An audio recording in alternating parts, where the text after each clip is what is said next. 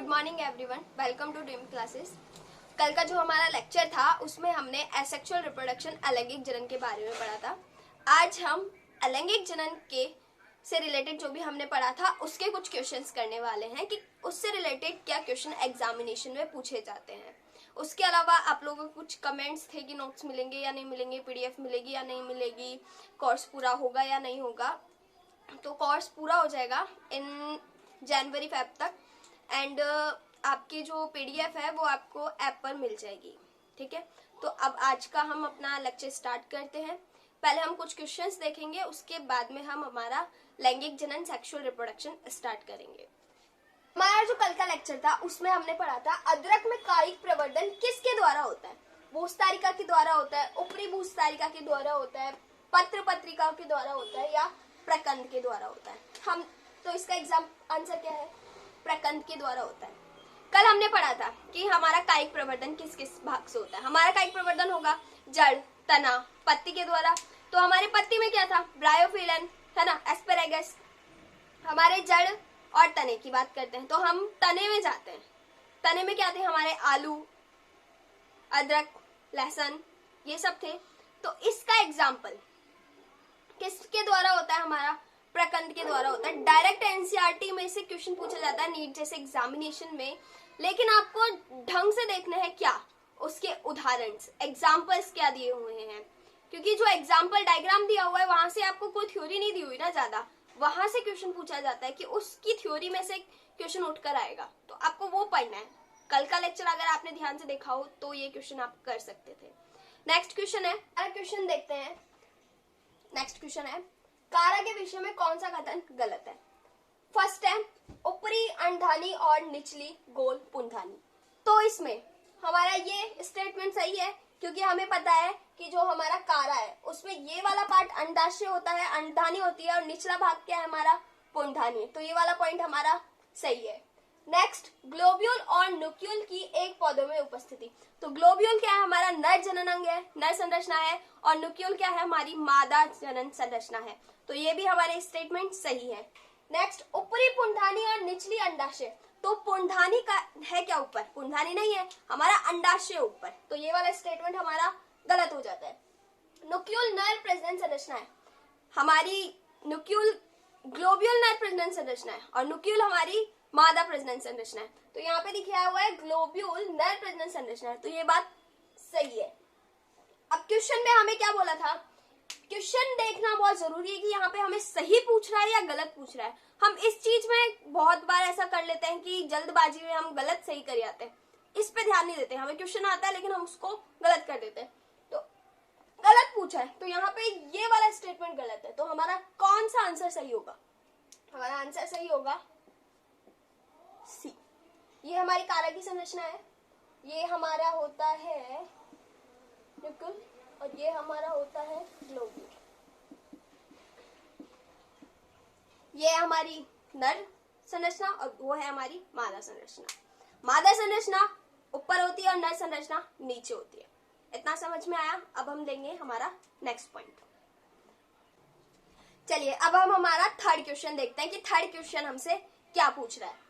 Third question बोल रहा है हमें निम्नलिखित में से किस एक को सही मिलाया गया है, यानी कि निम्नलिखित में कौन सा एक है वो सही है।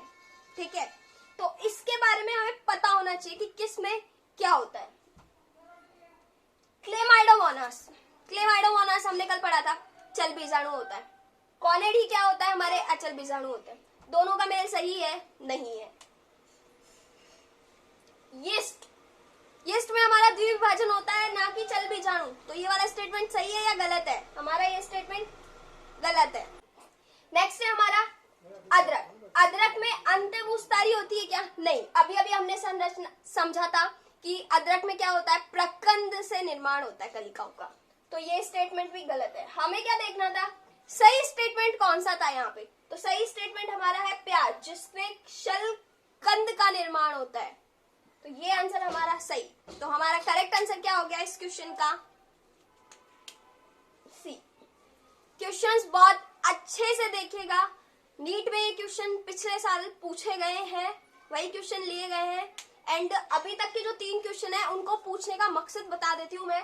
ये कारा जो कि एनसीईआरटी की बुक में सिर्फ डायग्राम है, कोई थ्योरी नहीं है, वहां से पूछा गया है। तो आगे के लिए याद रखना कि हमें हर डायग्राम को बहुत अच्छे से पढ़ना है, चाहे वो हमारा बोर्ड एग्जामिनेशन हो या फिर हमारा कोई कंपटीशन एग्जामिनेशन हो।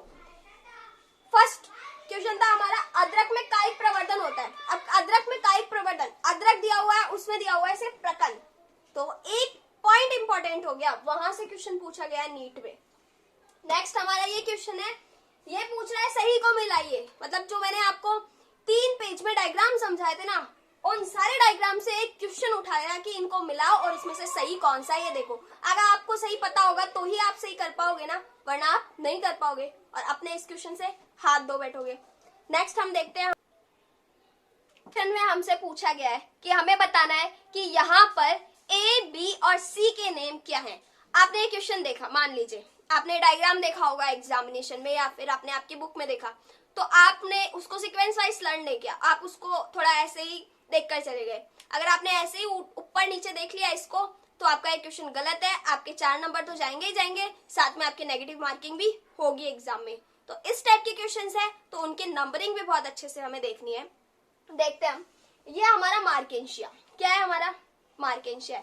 मार्केंशिया 2 प्रकार का होता है ना, एक लिंगी होता है, उभयलिंगी मतलब जिसमें नर और मादा साथ साथ है, एक लिंगी जिसमें क्या नर अलग है और मादा अलग अलग है। तो मार्केंशिया में क्या होता है कि अगर ये जो ऊपर हमें पुष्प दिख रहा है, यही मान लीजिए, तो अगर ये बहुत सुंदर सा बना हुआ है तो ये मादा है, अगर ये बहुत ऊट पटांग सा बना हुआ है तो ये नर है।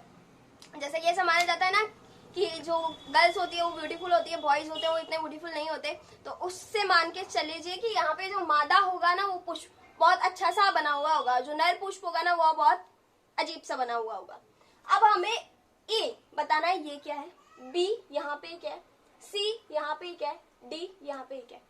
अब ये हमें कब पता होगा, जब हमने बहुत अच्छे से पढ़ा होगा, तभी हमें ये क्वेश्चन पता होगा। इसका आंसर है हमारा बी। अब देखिए कैसे, अच्छे से पुष्प बना हुआ है, स्त्री धानीधर है, ठीक है, मादा थैलस है पूरा, ये जो हमारे छोटे छोटे होते हैं ना कप लाइक स्ट्रक्चर होती है इस तरह से, इन्हें बोला जाता है जैमाकप। तो हमारा सी क्या है, जैमाकर, और डी क्या है हमारा मूलाभास, यहां से इस तरह से मूलाभास निकले हुए होते हैं। ये क्वेश्चन अगर आपने अच्छे से एनसीईआरटी की बुक का डायग्राम नहीं पढ़ा तो आप नहीं कर पाएंगे।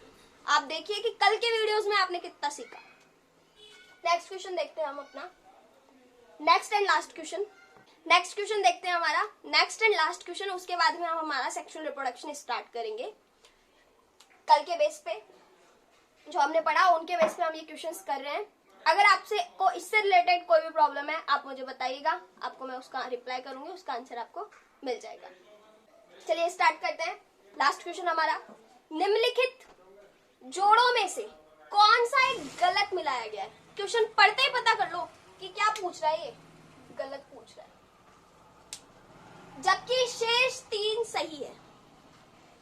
अवेग, पत्र पत्रिकाएं, पेनिसिलियम, कॉनेडिया, वाटर हाइसिंथ, ओपरीबूस्तारी, ब्रायोफिलियम, केसल पत्तियों द्वारा। तो इसमें क्या होता है, जल्दी से आंसर बताओ सोचकर। क्वेश्चन क्या है ये लास्ट वाला, कि निम्नलिखित में से कौन सा जोड़ा गलत मिलाया गया है। अब अवेग, अवेग में पत्र पत्रिकाएं होती है, सही स्टेटमेंट है। पेनिसिलियम में कॉर्निलिया बनता है, सही स्टेटमेंट है। वाटर हाइसिंथ, ओपरीबूस्तारी, नहीं, हमारा वाटर हाइसिंथ क्या था, सिर्फ बूस्तारी था, तो ये गलत है। ब्रायोफिलियम पत्तियों के द्वारा होता है ना मुकुलन, तो यहाँ पे अपना क्या है, ये स्टेटमेंट सही है, तो ये हमारा आंसर गलत है। अब हम देखेंगे हमारा सेक्सुअल रिप्रोडक्शन। अभी तक का हमने जो भी पढ़ा है उसमें से बोर्ड में क्या क्या क्वेश्चन पूछे गए हैं, तो आप वो क्वेश्चंस लिख लीजिएगा। फर्स्ट क्वेश्चन है हमारा, जीवन काल किसे कहते हैं।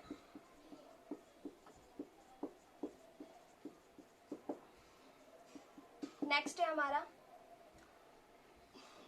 लैंगिक जनन।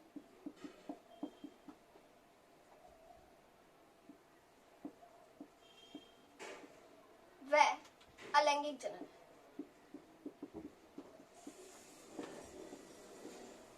इनमें अंतर कर लीजिए, ठीक है। थर्ड क्वेश्चन कीजिए, क्लोन क्या है।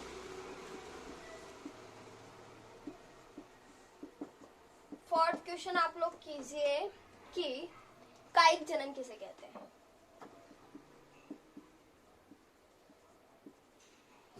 प्लस जितने भी एग्जाम्पल एनसीईआरटी में है वो सारे एग्जाम्पल हमको करने हैं। एंड हमारा लास्ट क्वेश्चन है वाटर हाइसिंथ, जिसे कि हम क्या बोलते हैं, बंगाल का आतंक बोलते हैं। ये हमारा जो बोर्ड एग्जामिनेशन है उसके पॉइंट ऑफ व्यू से इंपॉर्टेंट क्वेश्चन थे। अब हमारा नेक्स्ट टॉपिक स्टार्ट करने वाले हैं लैंगिक जनन। लैंगिक जनन किस तरह से होता है वो हम अब पढ़ेंगे।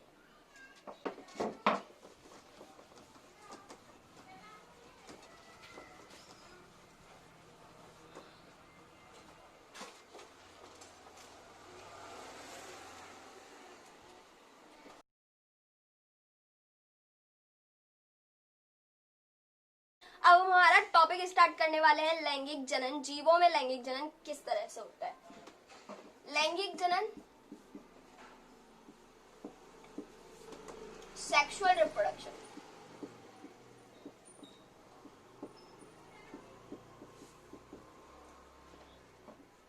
फर्स्ट पॉइंट हमारा क्या होगा कि ये कैसा होता है, द्विजनकीय होता है, मतलब कि बाई पेरेंटल होता है या सेक्सुअल होता है। अब इसमें हमें एक तो चाहिए नर, एक चाहिए मादा।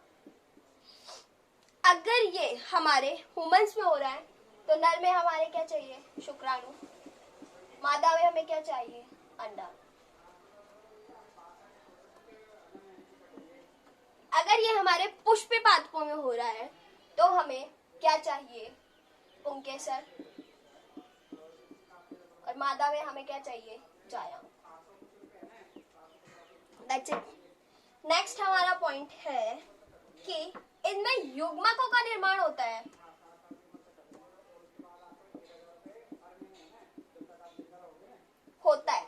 अलैंगिक जनन में क्या था, हमारे युग्मकों का निर्माण हो रहा था लेकिन युग्मक संलयन नहीं हो रहा था। यहाँ पे हमारे युग्मक संलयन होता है। अब युग्मकों का निर्माण हो रहा है, युग्मक संलयन हो रहा है, तो इसमें क्या होता है, हमारे किसका निर्माण होगा, युग्मनज का।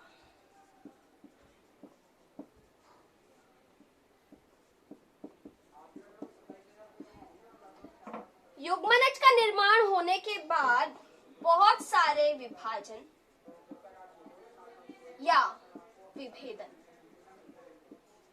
से हमारे जीव का निर्माण होता है। यहाँ पे हमारे जीन विनिमय होता है,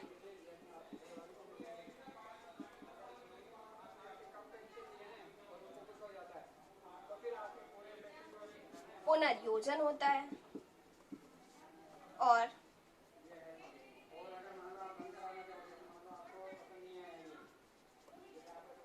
निर्भरबाधन होता है। अब इसे हम एक एक टॉपिक को अच्छे से और अच्छे से समझते हैं।